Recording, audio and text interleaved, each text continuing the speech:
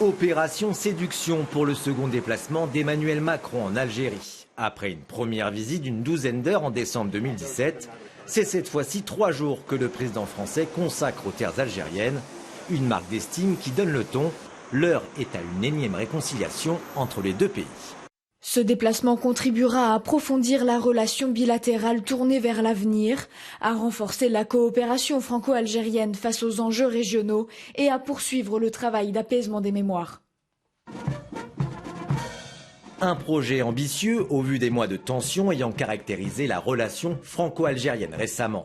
À l'automne dernier, Paris avait décidé de réduire de moitié le nombre de visas accordés à l'Algérie, reprochant à Alger son manque de coopération dans le rapatriement de ses ressortissants en situation irrégulière. L'Algérie qui avait décidé de rappeler son ambassadeur après des propos d'Emmanuel Macron relayés par Le Monde, qui affirmait qu'Alger, après son indépendance en 1962, s'était construite sur une rente mémorielle entretenue par le système politico-militaire. Un changement de ton spectaculaire par rapport au candidat Macron, qui dénonçait lui les crimes contre l'humanité de la colonisation. Un grand écart qui n'est pas passé inaperçu sur place. En 2017, voilà, avant qu'il serait président, il a bien parlé, il a fait sa visite, mais juste après sa rentrée en France, il a changé. Voilà. Elle a fait donc un autre discours. Espérons que la France d'aujourd'hui comprendra que l'Algérie, elle est indépendante politiquement, économiquement, militairement, financièrement.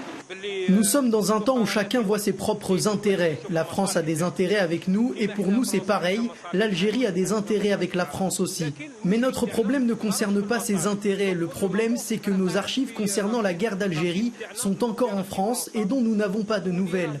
Ils reviennent de droit aux martyrs de la guerre. Les discussions ne doivent pas se porter que sur les protocoles et le commerce. Et justement, en ces temps de crise économique, le commerce entre les deux pays devrait être un sujet central. Car la France est à la peine économiquement en Algérie. Suez a perdu la gestion des eaux d'Alger et la RATP celle du métro de la capitale algérienne. Mais c'est sans doute le gaz algérien qui intéresse le plus Paris. Aujourd'hui, environ 10% du gaz en France provient d'Algérie contre 20% de Russie. Mais avec le conflit en Ukraine, les pays européens en quête d'alternatives au gaz russe se tournent vers Alger. L'Algérie est d'ailleurs devenue ces derniers mois le premier fournisseur en gaz de l'Italie. Emmanuel Macron qui tentera aussi de contrer l'influence russe dans le pays, mission difficile, d'autant que le président algérien a récemment déclaré dans une interview que son pays envisageait sérieusement d'adhérer au BRICS, l'alliance diplomatique rassemblant le Brésil, la Russie, l'Inde, la Chine et l'Afrique du Sud. Des manœuvres militaires algéro-russes sont également prévues en novembre prochain, à quelques kilomètres de la frontière avec le Maroc.